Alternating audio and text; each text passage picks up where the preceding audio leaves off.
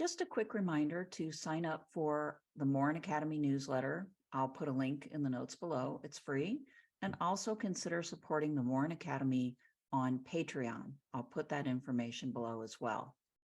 And now on to part, I forget exactly whether it's 3 or 4. I'll figure it out later.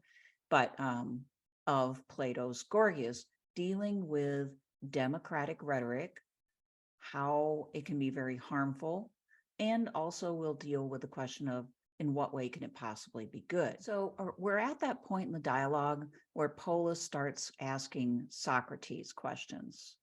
Polus kind of turns the tables and says, okay, I'll ask you, Socrates, what rhetoric is, because you've been asking these pointless questions about it to Gorgias. And so I, the student, will step in. It kind of feels like he's trying to show off to Gorgias a bit too. He's saying, I can handle this, Gorgias, and you don't need to bother with Socrates. And more or less, I'll show you what I can do because I'm your student and I have learned many useful things from you. Okay. So Socrates answers the question very quickly. He says that he thinks that rhetoric is a form of flattery. And then he unpacks what he means by that. He says, for instance, that makeup is to gymnastics as rhetoric is to philosophy. Okay. Now we have to back up and try to think about what's going on in his mind when he says this, that he thinks that rhetoricians flatter people and make them feel just like makeup flatters the woman here and makes her feel beautiful. Okay. Rhetoric makes you feel just and gets crowds whipped up into a frenzy of self-righteousness and, anger and all sorts of emotions. And they go along with a rhetorician thinking that they are absolutely right. But of course, oftentimes they are not. And their intentions, as we've already seen, are for their own power, their own elevation. All right. So we're talking about politicians in a democracy, and Socrates is really skeptical, and he's looking at them as mainly flatterers and grabbers of power that aren't good for the people. So this is a deep critique of democracy as a form of government, as well as of, particular politicians. Now, when he hears this, Polus, when Polus hears this, you can just feel the anger continue to rise, like his blood pressure has to be going up, okay? And instead of answering what Socrates just said directly, because I'm sure he took it as an insult, maybe Polus learned that when you get your blood pressure up too much, you shouldn't go further into that argument. You should try to change the subject, and that's what he does. He says, yeah, but his response is, yeah, but Socrates, you have to admit that rhetoricians can rule like tyrants, and anybody would want to have that kind of rule if they could. And it's only weak people who can't get it that resent it. But in reality, they too dream of being tyrants. So we admire these rhetoricians because they can, for instance, take other people's property and use it for themselves. We've already talked about that in the form of taxation, but there's other more direct means like literally confiscating people's property. They can banish people from the city, he says, and they can even kill anyone they want through the use of their powers of persuasion. They can make anybody into an enemy, get them executed, or if they're a foreign enemy, get them killed through warfare, assassination, other means. So these are extremely powerful people. And Polus is saying, well, the only reason why you don't say they're admirable is because you're too weak to be one.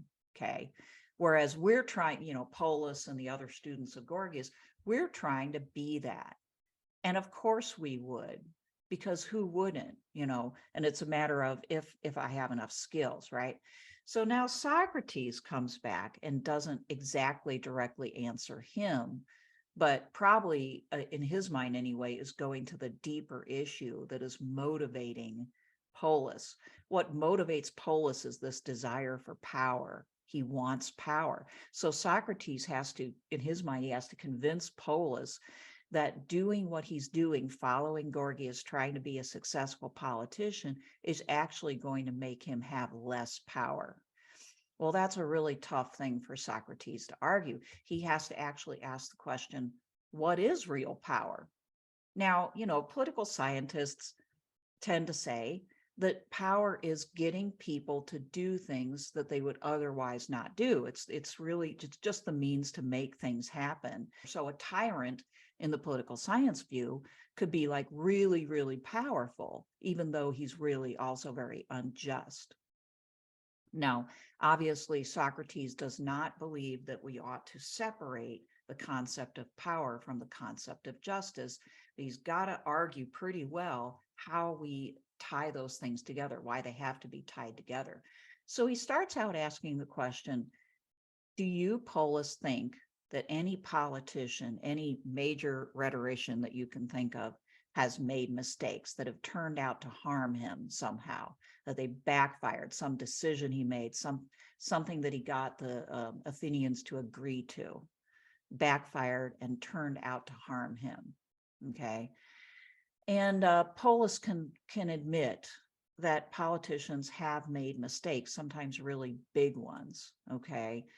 In fact, one could argue that the Athenians lost the Peloponnesian War when Alcibiades convinced them to fight the Syracusans at the same time, to fight that war in Sicily at the same time that they were fighting the Spartans. And doing that lost them the war and caused great harm to Athens. So, I mean, that's just one example. But Polis has to admit, yes, politicians can make mistakes, and they can do things that actually harm them and their power, their wealth, and their reputation. But then he says, and this is a trick that they often will deploy, right? Then at the moment he makes the mistake, he's not really powerful. Well, that's like arguing in technicality. Socrates kind of doesn't fall for that. And he tries to make the bigger point that, power comes from knowledge, that first, and really this is, I mean, I have a picture of Yoda there because it is kind of a Yoda-like, like basic wisdom type of teaching, right? First, you have to know what is good for you and what will truly make you happy. And then you'll know what to do. And then you can use the means at your disposal to make sure that's done. Okay. So power to like make things happen only becomes powerful for real when it's matched up with knowledge about what will actually work. But most politicians in Socrates' view jump over that requirement. And they certainly don't want to teach others about, what would truly be good for them and what would make them truly happy, because that would involve teaching them about justice. Socrates thinks that first you have to know what is truly just and right. And then when you legislate and when you execute the laws, you will be doing things that will benefit people. Again, it's not rocket science, but when you think about it, probably the biggest fundamental problem in democratic decision making is that people are convinced to do something or to approve of something that they have really absolutely no idea of the consequences of it, right? Or whether it will really be good for their health, for their happiness, for their stability, and all these things. I mean, we have to admit human beings are incredibly flawed, both decision makers and the people listening to them. At sort of the personal level, most of us have dreamed of becoming a millionaire, right? Or now, I mean, in order to make it really like enticing, you have to think in multi-millions, but like everybody has thought, what would I do with all that money? I want to be rich. I want to not have to worry. But when you talk to people who've had something like this happen, and a long time ago, I knew a guy whose family won the lottery. Well, the tales he would tell about all the people who came out of the woodwork to try to get some of that money, how he lost friendships, how the family became divided. And it's not the only example I could give of people with real money for whom the money did not make them happy. because it caused division and fighting and power plays within their families and friendships. Now, does that mean that money in and of itself is evil? No, but what happens to lottery winners in particular, I mean, that's a really stark case. They get the money unexpected. They never really took the time, which would take a long time actually, to think through what would be the best for them and for the people they love, right? To do with this money. How should they really use it? What truly makes them happy? What is really the right thing? And if religion enters in, what will at least prevent you from, eternal punishment? Now, Polis responds, saying that power is still doing what you want. He just, doesn't want to concede this point, Power is doing what you want, like Archelaus. So this is another yeah, but type of response. He says, look at Archelaus, who was a tyrant of Macedonia. Archelaus was born a slave in the palace, but he had aspirations to be a tyrant. He was genetically related to royalty, but he was never going to be able to get his hands on any power. So more or less, to be blunt, Archelaus killed everybody in his way and terrorized people who remained so much that no one opposed him. And so he gained the throne. And then he did whatever he wanted, including bedding down the previous king's wife and everything else that you can imagine. And so Socrates listens to this story, and he's probably grossed out, and he says, I have to tell you, Polis, Archelaus is the most pitiful and miserable of men. Somebody like Archelaus is the most miserable a person can be. And then he gives his reasons why, again, because he knows that he has to do that. People aren't going to just go, oh yeah, that's right. So he's very thorough. He talks about how tyrants have to fear they have to fear everybody, even in their own home. They have to even fear the woman that they're married to. They have to fear their friends. They don't really have friends. There's nobody beyond suspicion. They have to go around with a bodyguard. They can't go freely outside the palace without a lot of armed protection, because people want to kill them. So there's that. All right. And then he adds on, he says, people like that, they get into those positions because they have a very strong desire for power. And the thrill is in the chase. The thrill is in the gaining of mastery, over somebody or something. And so they're always going to want more. There's no way they can stop. He says it's like an addiction. And so, once Archelaus gains the throne, then he's got to look around and see what else, what can I conquer? Who else can I do, evil things to? Because I need to continue to feel this power. And this is what makes a tyrant. Tyrants become cruel and, constantly active in trying to push back against resistance. Because if they didn't do that, they would, number one, be killed by the people who hate them. And number two, they'd be bored. So Socrates really seems to speak at a very practical level here. It's kind of hard to admit. I mean, if you just think about examples from history, like I thought of Mao the first time I read this, and how Mao, you might argue, started out as a genuine revolutionary, but by the end, when he controlled China, he had become this paranoid, paranoid for a reason, because people did want to kill him type of leader. You could say the same thing about Hitler. Anybody who gets themselves into that position, they tend to become paranoid. They tend to become guarded, extremely guarded. You lose everybody. You don't have any personal relationships, because there's always that sneaking suspicion of doubt as to whether that person is with you because they're afraid of you or greedy, or whether they actually approve of you. Now, Socrates goes further to explain to Polis that injustice is the worst thing that can happen to a human soul, because the soul is the highest part of the human being, and injustice is like sickness in the soul. You don't want the highest and most vital part of yourself to be sick. So he goes further and says, it's better to be a victim of injustice than to do it because of that. It's not that being a victim is a good thing, but if you had to choose, you'd rather be a victim if you knew what was good for you than to be unjust. He says the worst thing for you is to keep getting away with it. Now, at this point, Polis is, to say the least, shocked and amused. His blood pressure is probably up to here, and he still thinks the exact opposite. But what's kind of funny, I haven't really belabored this, but like every step of the way in this argument that Socrates has been making, Polis is agreeing by saying very short answers like, yes, I suppose, it seems so to me or to you, and this kind of thing. But you can tell by the way that he answers, even though this is a written dialogue, you can just tell, you can feel his frustration continuing to rise. And it gets even worse.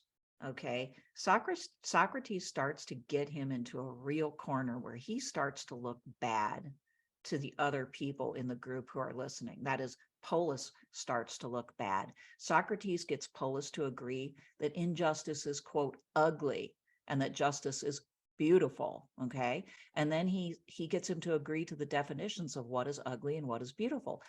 He says ugly things are unpleasant, or they're not useful. Sorry about the typo, or both. That is, ugly things are bad for us, and beautiful things are pleasant, useful, or both. That is, they are good for us. So you see, he's just gotten Polis to say that injustice is bad for us and that justice is good for us. So he's just gotten Polis to directly contradict himself in this argument. And that's embarrassing to Polis, and everybody knows it. This comes out a little bit later in the dialogue, but Polis gets criticized by Gorgias and by Callicles for just kind of caving in, for not being able to argue very well.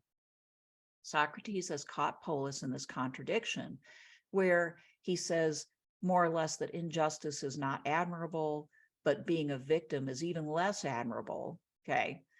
I have a picture of Thomas Hobbes there because basically what Polis is articulating here is a sort of proto state of nature mentality. Okay. He now is revealed the fact that Polis sees the world as this war of all against all, right? Everybody's in competition for power. We saw it before with, his statements about Archelaus. Wouldn't anybody do this if they could, he said. So now you see that this assumption is coming through. Being a victim is the worst fate. You do anything rather than be it. And somebody will victimize you if you don't get on top of this, in this case, democratic heap. Okay. And this is really Polis's best answer, and it's not a great answer. It doesn't directly answer all the things that Socrates has said. Socrates again reiterates, our soul is our most valuable asset. Injustice is the sickness of the soul. Justice is the cure. And he says the highest good for people is to be freed of injustice, even if that means that they have to be punished. Again, he's saying something that seems absolutely absurd. And you can see here the political import of what Socrates is saying. Okay, I have a picture of Locke there because Locke is the exact opposite of Socrates on this question, almost the exact opposite. Socrates believes that law's highest goal should be to encourage justice in the souls of people, meaning that Socrates thinks that government and leadership is always about character formation. In a democracy, leaders want to deny there's any connection between their leadership and the character of their people, between their injustice and the injustice that comes out in the lower ranks. And Socrates is saying, nope, they're connected.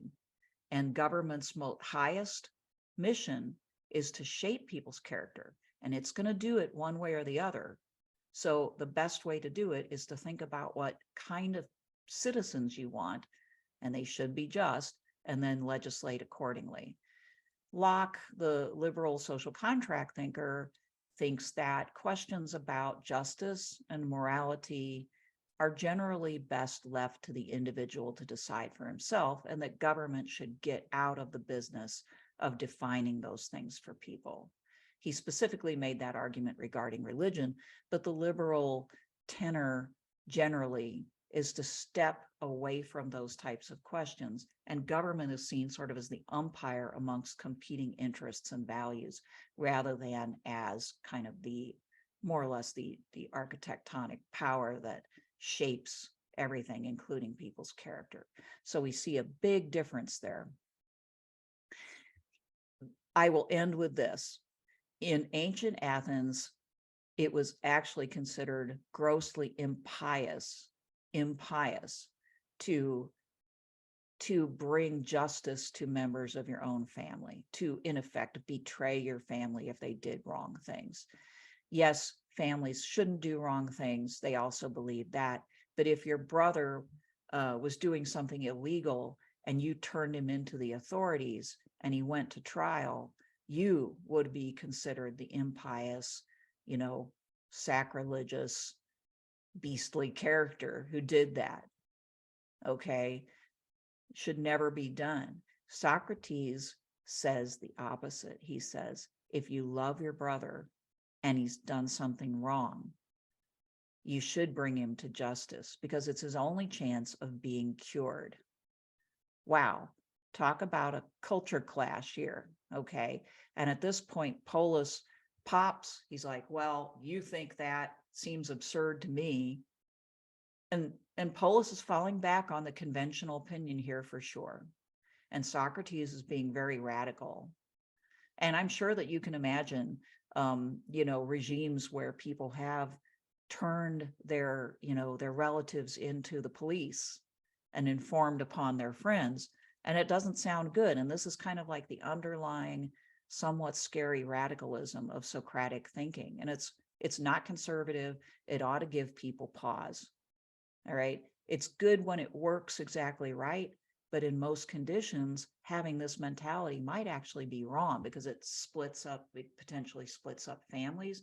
It prioritizes the law over human relationships and so on. So I just want to kind of leave you with that little caveat.